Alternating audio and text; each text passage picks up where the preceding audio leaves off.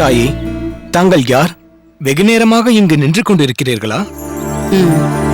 அடடா, அடியேன் கவனிக்கவில்லை, பொறுத்தருள வேண்டும். அங்கே திண்ணையில் வந்து அமர்ந்து கொள்ளலாமே. சரி, தாங்கள் யாரை தேடி வந்துள்ளீர்கள்?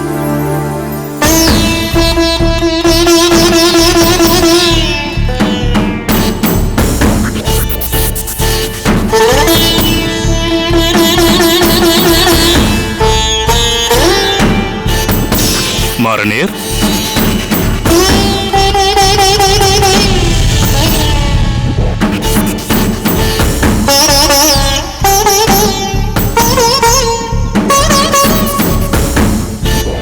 சுவாமி, அடியேன் தாசன். அடியேன் தாசன். வந்தனம் அம்மா. வந்தனம். யார் இவர்கள்? உனக்கு பரிச்சயமானவர்களா? சுவாமி, இவர்கள் அடியேனுக்கு தெரிந்தவர்கள் இல்லை. அடியேனும் இப்போதுதான் இவர்களை பார்க்கிறேன். யாரை காண வேண்டும் என்று விசாரித்துக் கொண்டிருந்தேன். தாங்கள் வந்துவிட்டீர்கள். இவர் மடத்தில் யாரையோ காண வேண்டும் போல் இருக்கிறது. சரி மாறனேர் நம்பி, நீ சென்று உன் காரியங்களை கவனி. அடியேன் பேசிக் கொள்கிறேன். உத்தரவு சுவாமி. தாயே, தாங்கள் வெகு தூரத்திலிருந்து வருகிறீர்களா? ஆமா. மடத்தின் திண்ணையில் வந்து அமரலாமே. இருக்கட்டும், தங்கள் உபசரிப்பே போதுமானது. தாங்கள் யாரை காண வேண்டி வந்துள்ளீர்கள்? ஆச்சாரியரையா? அப்படியென்றால் தாங்கள் அவசியம் உள்ளே வாருங்கள். வயது முதிர்ந்தோரை வெளியில் வைத்து சம்பாஷிப்பதை ஆச்சாரியர் விரும்ப மாட்டார். அதனால் ஒன்றும் பாதகமில்லை. நான் இங்கேயே இருக்கிறேன். அவரை தரிசிக்க அனுமதி கிடைத்த பிறகு உள்ளே வருகிறேன். சரி, தங்கள் இஷ்டப்படியே ஆகட்டும்.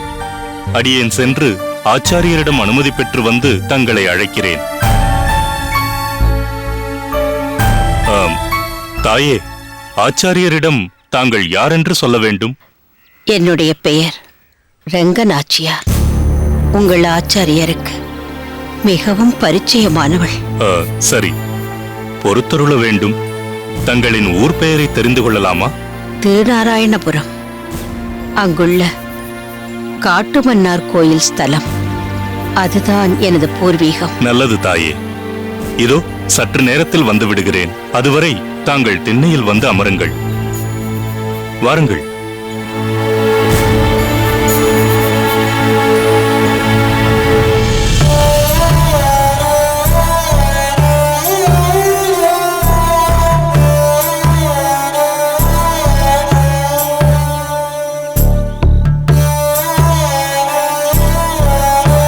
அமருங்கள். அமருங்கள்.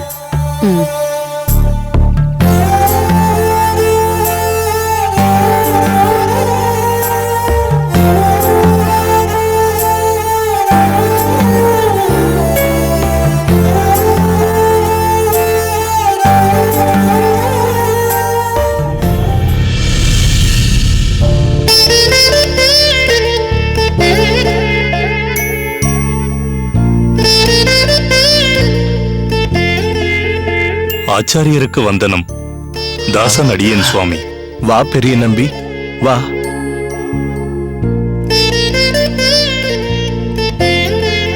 என்றும் பகவத் சேவையில் ஈடுபட்டிரு. எழுந்திரு.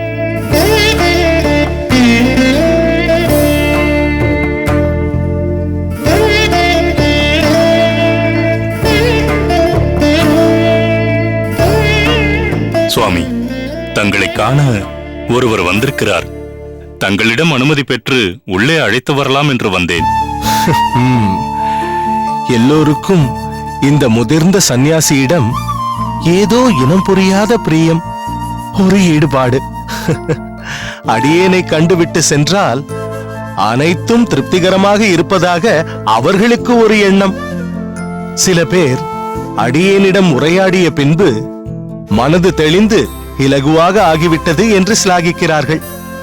பாவம், அனைத்தும் அந்த அரங்கனின் செயல் என்பதை அவர்கள் உணர்வதில்லை. சரி, போகட்டும். வந்திருப்பது யாராம்? வந்திருப்பவர் ஒரு வயதான பெண்மணி. வயதான பெண்மணியா? ஆம் சுவாமி, நிச்சயம் வயது அதிகம் இருக்கும். மூதாட்டியாகவும் சுமங்கலியாகவும் இருக்கிறார்கள். ஸ்ரீ வைஷ்ணவராகவும் காணப்படுகிறார்கள். அப்படி என்றால் உள்ளே அழைத்து வந்திருக்கலாமே. சொன்னேன் சுவாமி, தங்கள் அனுமதி மிக முக்கியம் என்பது போல் பேசுகிறார்கள். கனிவுடன் வார்த்தைகளை உதிர்த்தாலும் அதில் ஒரு கம்பீரம் இழையோடு இருப்பதை உணர்ந்து கொள்ள முடிகிறது. அனுமதித்தால் வருவேன் என்று தீர்மானமாக சொன்னது போல் அடியேனுக்கு பட்டது. பெயர் ஏதாவது குறிப்பிட்டாளா அந்த பெண்மணி? ரங்கநாச்சியார் என்று குறிப்பிட்டார்கள். தங்களுக்கு மிகவும் பரிச்சயமானவர் என்றும் குறிப்பிட்டார்கள். அதனால்தான் அனுமதி கேட்கிறேன். எந்த ஊர் என்று சொன்னாள்? திருநாராயணபுரம் என்று குறிப்பிட்டார்கள். அங்குள்ள காட்டுமன்னார் கோவிலை பூர்வீகமாக உடையவர்களாம். சுவாமி, அந்த பெண்மணியை உள்ளே அழைத்து வரட்டுமா? இல்லை,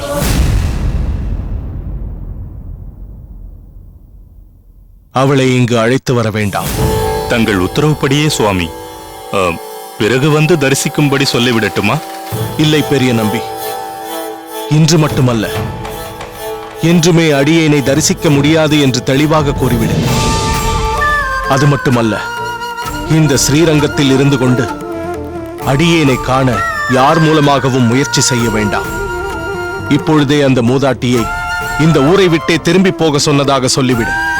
இருப்பினும் சுவாமி. பெரிய நம்பி, அடியேன் சொன்னதை மட்டும் செய். வேறு எதையும் அடியேனிடம் தற்போது கேட்க வேண்டாம்.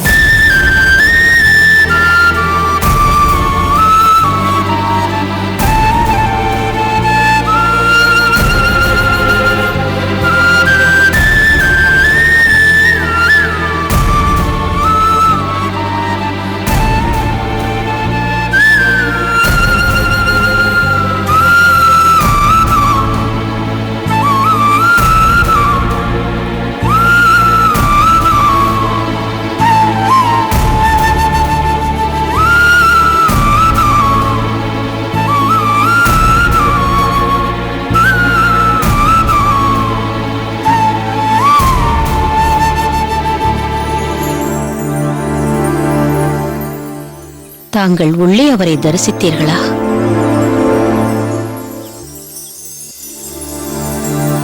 என்ன சொன்னார்? உள்ளே அழைத்தாரா? இல்லை அம்மா. பிறகு பிறகு தரிசிக்கலாம் என்று சொல்லிவிட்டாரா? அடியேனை பொறுத்தருள வேண்டும். ஆச்சாரியர் தாங்கள் அவரை என்றுமே தரிசிக்க அனுமதி இல்லை என்று கூறிவிட்டார்.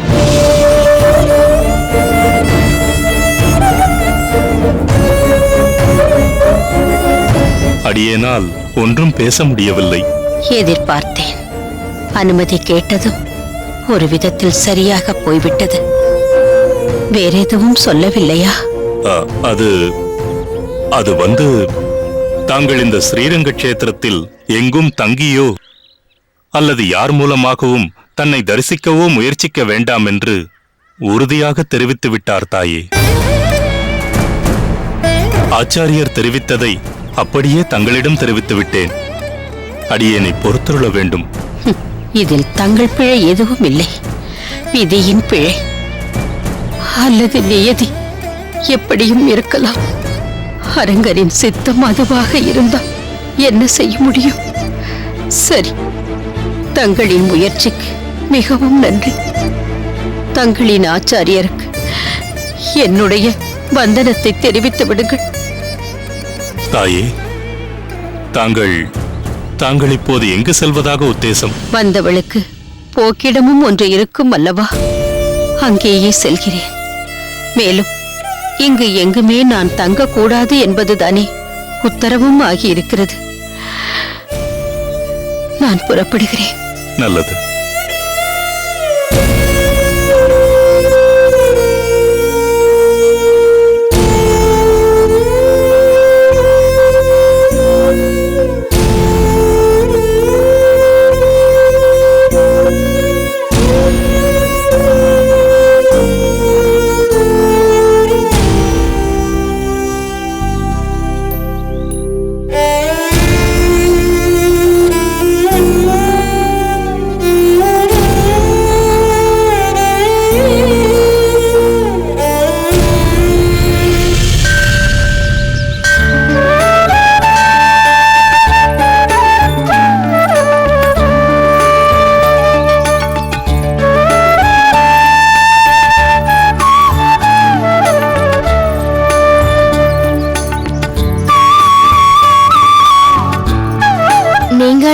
முதலில் இந்த நீங்கள் வாருங்கள் போங்கள் என்பதை நிறுத்துங்கள்.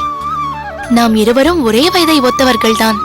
அப்படியென்றால் நீங்களும் என்னை வா போ என்றே அழைக்கலாமே. என் மனதில் அதுதான் இருந்தது ஆண்டாள். ஆனால் நீங்கள் இல்லை இல்லை, நீ எப்படி எடுத்துக்கொள்வாயோ என்றுதான் தயங்கினேன். எனக்கும் உன்னை நீங்கள் வாருங்கள் என்று அழைப்பதற்கு சற்று அந்நியமாகத்தான் இருந்தது தஞ்சா. ஆனால் எடுத்த எடுப்பிலேயே ஏக வசனத்தில் அழைத்தால் எப்படி எடுத்துக்கொள்வாயோ என்றுதான் எனக்கும் தயக்கம். உண்மையை சொல்ல வேண்டும் என்றால் இப்படி நீ வா போ என்று சொன்னால்தான் சற்று அந்யோன்யமாக இருக்கிறது, பாந்தமாகவும் இருக்கிறது. நான் நினைத்ததையே தான் நீயும் சொல்கிறாய். அப்படி என்றால் நாம் இருவருக்கும் நன்றாக ஒத்துப்போகிறது என்று சொல். என் நகத்துக்காரருக்கும் கோரேஸ்வரனாவுக்கும் ஒத்துப்போவது போல். ஒற்றுமை இதில் மட்டும் தானா? நம் இருவருக்கும் அமைந்துள்ள அகத்துக்காரர்களை பற்றி சற்று யோசித்துப்பார். இருவருக்குமே கல்யாணத்தில் பெரிதாக நாட்டமில்லாமல் இருந்தது. வாஸ்தவம்தான். இருவரும் தமிழ் பாசுரத்தில் மிகுந்த ஈடுபாட்டை கொண்டவர்கள், சாஸ்திர விதிமுறைகளை கடுமையாக அனுஷ்டிப்பவர்கள். அனைத்து தரப்பு மக்களின் முன்னேற்றத்தையும் நம் சம்பிரதாயத்தை அனைவரும் அறியச் செய்து உலக மக்களை ஓய்விக்க வேண்டும் என்ற லட்சியம் கொண்டவர்கள். உன் கல்யாணம் மிகவும் விமர்சையாக ஒரு இளவரசியின் கல்யாணம் போல் நடக்க வேண்டியது. காரணம், கோரேஸ்வரண்ணா கோரத்திற்கே இளவரசர் போலல்லவா? எங்கள் கல்யாணத்திற்கு உங்கள் அனைவரையும் அழைக்க முடியவில்லையே என்று அவர் மிகவும் வருந்திக் கொண்டிருந்தார். கல்யாணம் நடந்து முடிந்ததும் உன் அகத்துக்காரரை சந்திக்க வேண்டும் என்று அவர் தவித்துக் கொண்டிருந்தார். இவருக்கு அவர் மீது அத்துணை ஈடுபாடு. அதை நான் அறிவேன் ஆண்டாள். அதே போல் நாம் இருவரும் இருக்க வேண்டும் என்பதுதான் என் ஆசை. என்ன யோசிக்கிறாய்? இல்லை, நம் மனித மனம் சற்றே விசித்திரமானது. முன்பின் தெரியாமல் இருந்தாலும் சிலரை பார்த்ததுமே பிடித்துவிடும். ஏதோ வருடக்கணக்காக சேர்ந்தே இருப்பது போல் ஒரு உணர்வு ஏற்படும். அதே போல் சிலரை பார்த்த உடனே பிடிக்காமல் போவதும் உண்டு. நம்மை அறியாமல் ஒருவித வெறுப்பு என்று சொல்ல முடியாது. ஆனால் இவருடன் அதிகம் பழக வேண்டாம் என்று தோன்றும். இதில் நான் எந்த ரகத்தை சேர்ந்திருக்கிறேன்? இதை நான் சொல்லித்தான் தெரிய வேண்டுமா? அது என்னவோ தெரியவில்லை. உன்னை பார்த்த மாத்திரத்திலேயே மிகவும் பிடித்து விட்டது. நாம் அடிக்கடி சந்திக்க வேண்டும். ராமானுஜர் அண்ணாவும் நீயும் அவசியம் அகத்திற்கு வர வேண்டும். நான் வருவது என் கையில் இல்லை. என் அகத்துக்காரரை பார்ப்பதே எனக்கு அரிதாக உள்ளது. திருப்புட்குழிக்கு சென்றால் எப்பொழுது வருவார் என்பது அவர் வந்த அன்றுதான் தெரியும். சில சமயம் எதிர்பார்த்து ஏமாந்து போனதுதான் மிச்சம். புரிகிறது. எங்கள் கல்யாணமும் எதிர்பார்க்காத கல்யாணம் தானே. நிச்சயதார்த்தம் நடக்க வேண்டிய நாளில் கல்யாணமே நடந்து முடிந்தது. சந்தர்ப்ப சூழ்நிலை எப்படி வேண்டுமானாலும் இருந்துவிட்டு போகட்டும். உனக்கு அமைந்துள்ள அகத்துக்காரரை நினைத்து நீ மகிழ்ச்சி கொள்ளலாம்.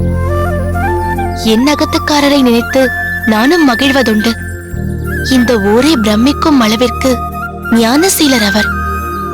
அவருடைய சகதர்மினி என்று சொல்வதில் எனக்கும் பெருமைதான். ஆனால் அந்த பெருமையின் பின்னால் பல தியாகங்களும் இருக்கின்றன. புரிகிறது தஞ்சா. ராமானுஜர் அண்ணாவின் பிரிவு உன்னை மிகவும் வாட்டுகிறது. இருப்பினும் அகத்துக்காரியை ஏன் சகதர்மினி என்று சொல்கிறார்கள் தெரியுமா? கணவருடன் உறுதுணையாக இருந்து அவர் கடைபிடிக்கும் தர்மத்தில் தன்னையும் ஒரு சகியாக இணைத்துக் கொண்டு அவருடைய தர்மங்கள் அனைத்தையும் அனுஷ்டிப்பதற்கு ஏதுவாக அவள் செயல்படுவதால் ஒரு பெண் சகதர்மினியாகிறாள். கோரேசா, இப்போது நீ கிரகஸ்தாசிர தர்மத்தை ஏற்றுக்கொண்டிருக்கிறாய். இதெல்லாம் தேவையில்லை.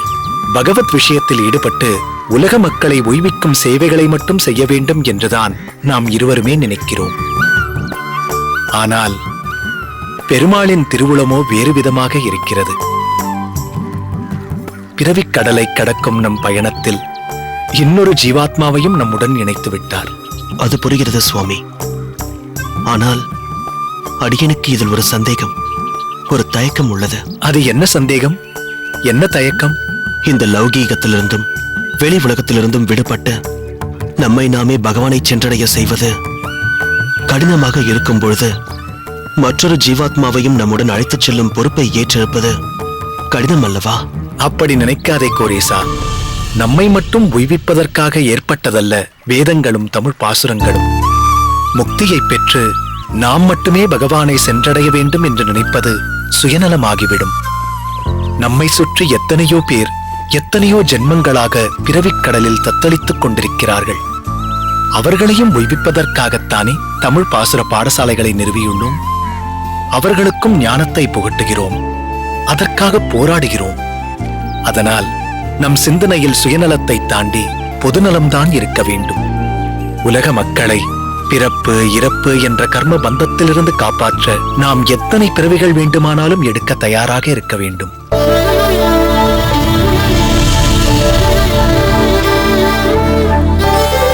பாவம் தஞ்சா, நீங்கள் வருவீர்கள் என்று எதிர்பார்த்து. மாமி, நீங்கள் சற்று உள்ளே செல்லுங்கள். இல்லை தஞ்சா, நான் மனவலிமை தவமானால் வெற்றி உனக்கு வரமாகும். நாளைய உன் வெற்றியை இன்றே நீ தீர்மானிக்க உனக்கு கிடைத்த ஒரு வாய்ப்பு கல்வி.